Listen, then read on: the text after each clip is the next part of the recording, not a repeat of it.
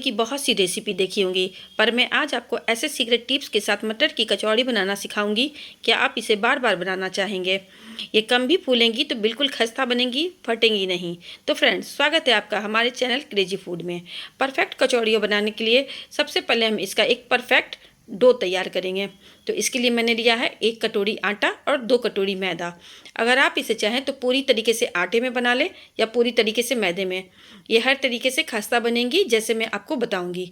तो मैंने यहाँ पे 1 कटोरी आटा, 2 कटोरी मैदा लिया है। फिर मैंने उसमें 1 चम्मच, छोटा चम्मच से नमक डाल दिया है। थोड़ी सी अजवाइन हाथों से रगड़ के डालें। उसके बाद आप इसमें डालें कसूरी मेथी, हाथों से रगड़ के। और कसूरी मेथी आप किसी भी कचौड़ी को बनाते समय ज़रूर डालें। इससे जो कचौड़ियों का स्वाद होता है वो बहुत निखर कर आता है। तो यहाँ पे आप थोड़ी सी कसूरी मेथी मिला लें। उसके बाद एक इसका ज़रूरी पॉइंट होता है परफेक्ट मोयन। जी हाँ, परफेक्ट मोयन बिल्कुल ज़रूरी है। तो आप इसमें अब 1 बड़ा चम्मच से ऑयल डाल दें। मैंने यहाँ पे रिफाइंड ऑयल लिया हुआ है। अगर आप घी में बनाएंगे तो ये और भी खस्ता बन जाएंगी। तो इसको जो खस्ता बनाने के लिए आपका परफेक्ट मोयन बहुत ज़रूरी है। तो मैंने यहाँ पे 1 बड़ा चम्मच जो है ऑयल डाल दिया है। अब आप इसको आटे में अच्छी तरीके से मिलाएं। बहुत अच्छी तरीके से मोयन को जो है आटे में मिल जाना चाहिए। हाथों से इस तरीके से रगड़ते हुए आप इसको अच्छे से मिला लें। उसके बाद आप इसका डो लगाएं।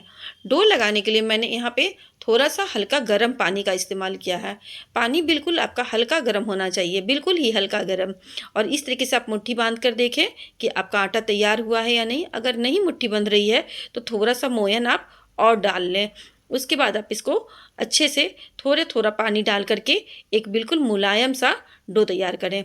जितनी अच्छी तरीके से आप इसको हाथों से मसल करके मोयन को मिलाते हुए डो लगाएंगे, आपकी कचौड़ियाँ उतनी अच्छी बनेंगी और ये बिल्कुल नहीं फटेंगी और परफेक्ट बनेंगी। तो डो लगाना सबसे जो फर्स्ट और इम्पॉर्टेंट होता है वो डो लगाना ही होता है कि इसका डो कितना मुलायम होना चाहिए। तो फ्रेंड्स, अभी तक आपने मुझे सब्सक्राइब नहीं किया है तो प्लीज़ मुझे सब्सक्राइब करें, लाइक करें, शेयर करें, मेरे चैनल पर जाएं और मेरी अच्छी अच्छी रेसिपी को देखें। और कोई रेसिपी की फरमाइश हो तो वो भी आप कमेंट बॉक्स में बता सकते हैं कि आपको मेरी रेसिपी कैसी लगती है। कोई रेसिपी अगर आपको देखने की इच्छा हो तो आप वो बताएं। तो देखिए मैंने कितने अच्छे से डो को तैयार कर लिया है और आपको देखने से ही समझ में आ रहा होगा कि ये मेरा डो जो है कितना मुलायम सा तैयार हुआ है। तो इस तरीके से हाथों से इसको मिलाते हुए अच्छे से तैयार कर लें। उसके बाद आप इसको एक गीले कपड़े से ढक करके रेस्ट पर रख दें। अब हम इसके लिए तैयार करेंगे एक सीक्रेट मसाला जो हम भरावन के लिए तैयार करेंगे। उसमें हमने लिया है थोड़ा सा सौंफ, थोड़ा सा धनिया, थोड़ा सा जीरा, थोड़ा सा गोल मिर्च और थोड़े से खड़े गरम मसाले। इसको बिल्कुल हल्का रोस्ट करेंगे और रोस्ट करने के बाद इसको एक दरदरा पाउडर बनाएंगे। आपको इसको ज़्यादा फ्राई नहीं करना है, बिल्कुल हल्का गरम करना है। आप देख सकते हैं कि मैंने इसको इस तरीके से मिलाते हुए हल्का गरम किया है। ये इतना गरम है कि मैं इसे हाथों से ऐसे छू के देख सकती हूँ। तो ये बस इस तरीके से तैयार हो जाएगा। उसके बाद आप इसको साइड रख दें। अब हम मटर की तैयारी कर लेते हैं। तो मटर जो है हमने यहाँ पे ताज़े जो सीजन वाले मटर आते हैं वो लिए हुए हैं। आप फ्रोजन मटर में भी बना सकते हैं। तो यहाँ पे मैंने 2 कप के करीब मटर लिया हुआ है और इसको हम एक दरदरा पेस्ट बनाएंगे। तो आप एक मिक्सर का जार लें, उसमें मटर डालें और उसके बाद इसका एक दरदरा पेस्ट बनाएं। मटर का पेस्ट बनाते समय आप उसमें धनिया पत्ती डालना ना भूलें। धनिया पत्ती आप डालेंगे उसमें तो ये इसका स्वाद बहुत निखर के आएगा। और अभी सीजन में तो बहुत मिल रहे हैं सब चीज़, तो आप इसको अच्छे से डालें और उसके बाद आप इसका एक दरदरा पेस्ट तैयार करें। जिस तरीके से मैंने यहाँ पे दरदरा पेस्ट तैयार किया, तो आप देखिए मेरा जो ये पेस्ट तैयार हुआ है मटर का वो कितना मोटा सा है और कितना दरदरा है, ये आपको दिख रहा होगा। तो आप इस तरीके से इसको तैयार करके रख लें। और इधर जो मैंने रोस्टेड मसाले लिए हुए थे, अब हम इसमें डालेंगे हरी मिर्ची और अदरक। तो हरी मिर्च अगर आप चाहें तो मटर के साथ भी उसको पीस सकते थे, पर मैंने इसको थोड़ा दरदरा रखने की वजह से इसको सूखे मसालों के साथ इसको जो है पीसा है। ये हमारी दूसरी टिप्स थी कि इससे हमारा जो मसाला है वो दरदरा रहेगा। अब आप एक पैन लें, पैन गरम करें, उसमें 1 बड़ा चम्मच मैंने तेल का डाल दिया है और जो हमने सीक्रेट मसाले तो तैयार किए हैं उसे डाल देंगे। तो सीक्रेट मसाले डालने के बाद आप इसे थोड़ी देर 3-4 मिनट फ्राई करें। उसमें 1 छोटा चम्मच से हल्दी यहाँ पे बिल्कुल छोटे चम्मच से डालेंगे और मिर्च डाल देंगे 1 छोटा चम्मच से। क्योंकि मिर्च हमने पहले भी पीसा हुआ है उसमें मसालों में, तो यहाँ पे हम 1 छोटा चम्मच से मिर्च भी डाल देंगे। इसे हम बिल्कुल 3-4 मिनट फ्राई करेंगे, हमें ज़्यादा नहीं फ्राई करना है।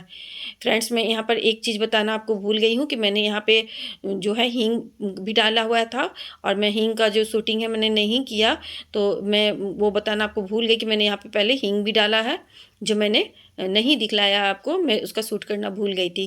उसके बाद आप इसे 3-4 मिनट जब फ्राई कर लेंगे तो आप उसमें 1 चम्मच जो है टेबल स्पून से बेसन डाल दें। बेसन डालने से जो है इसका स्वाद बहुत निखर कर आता है। 3-4 मिनट ही इसको फ्राई करेंगे मसालों को, क्योंकि इससे हमें ज़्यादा जो है नहीं जलाना नहीं है, उसको बस हल्का-हल्का फ्राई करना है। फिर आप उसमें मटर का जो दरदरा पेस्ट हमने बनाया था वो डाल देंगे। अब इसको आराम से ऐसे दबाते हुए, मसालों के साथ मिलाते हुए अच्छे से फ्राई करेंगे। जब आप इसे फ्राई करेंगे तो ये फ्राई होते होते ही एक अच्छा सा टेक्सचर ले लेगा। नमक डालें इसी स्टेज पर। नमक आप अपने स्वाद से डाल दें, और अगर जो आपको कम लगे तो आप उसको एक बार चख के देख लें, और उसके बाद फिर से आप उसमें थोड़ा नमक मिला सकते हैं। तो आप एक बार में पूरा ना डालें, आप इस तरीके से पहले उसको चख के देख लें, ज़रा कम लगे तो फिर मिला लें, और इस तरीके से दबाते हुए आप उसको, जो हमारा भरावन है, जो हमारी फीलिंग्स है, उसको तैयार करें इस तरीके से मिलाते हुए। अब हमारा जो भरावन है लगभग तैयार हो गया है, तो हमने इसमें डाल दिया है थोड़ा सा चाट मसाला, और चाट मसाले के साथ मैं फिर से इसे मिलाते हुए भून लूँगी। तो आप देख सकते हैं कि हमारा जो फीलिंग्स है बहुत अच्छे से तैयार हो गया। खुशबू तो मैं आपको बता ही नहीं पाऊँगी। तो हमारा फीलिंग बन के तैयार है। अब हम आटे को देख लेते हैं। आटा हमारा रेस्ट कर चुका है, तो हम एक बार फिर से इसे अच्छी तरीके से मसल लेंगे, और इसको मसलेंगे बहुत अच्छे तरीके से। इसमें आटे में लचक होनी चाहिए। एक जो लचक उसमें जो होती है, उससे एक पता चल जाता है कि आपका आटा परफेक्ट तैयार है।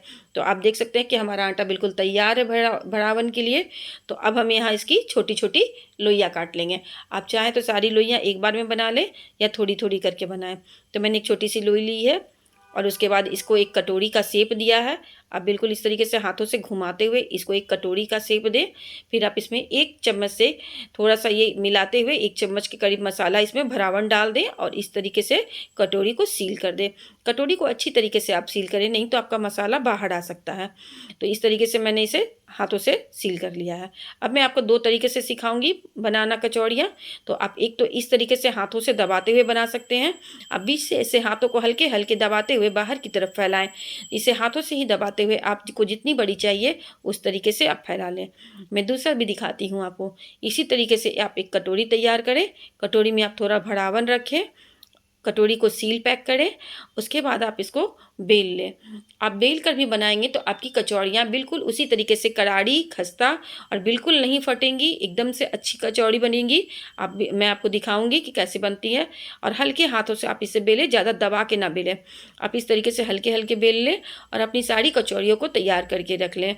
तो मैं यहाँ पे थोड़ा-सा आपको दिखा देती हूँ कि मैंने थोड़ी-सी कचौड़ियाँ पहले तैयार कर ली हैं। तो आप देख सकते हैं कि हमारी कचौड़ियाँ तैयार हैं।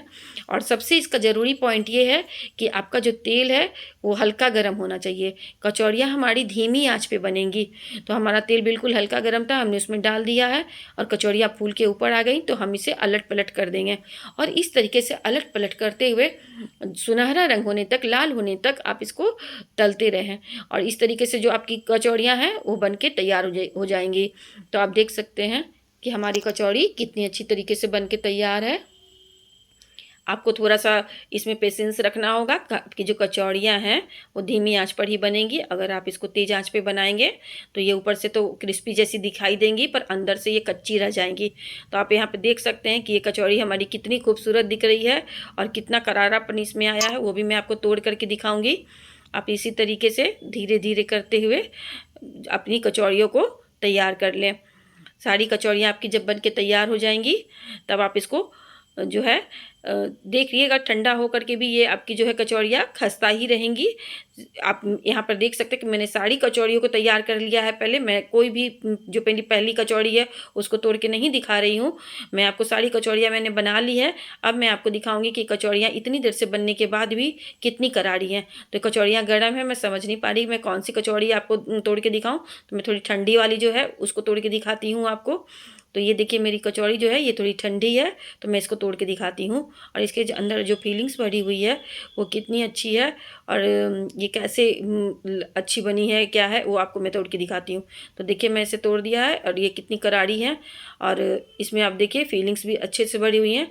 और जो सीक्रेट मसाले मैंने डाले हैं उससे जो मसालों का स्वाद है वो भी दुगना हो गया है।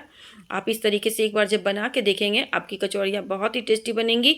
एक कचौड़ी भी आपकी फटेगी नहीं, और एकदम सारी कचौड़ियाँ आपकी खस्ता बनेंगी। भले ही ये थोड़ी कम भी फूले लेकिन वो बनेंगी बिल्कुल खस्ता करारी। तो आप इस तरीके से अपनी सारी कचौड़ियाँ बना के तैयार कर लें। एक बार मेरी तरीके से बना के ज़रूर देखें। मेरी रेसिपी में अगर कोई कमी आपको नज़र आए या आप कोई टिप्स देना चाहते हैं तो वो आप कमेंट बॉक्स में दे सकते हैं। आपको मेरी रेसिपी कैसी लगती है आप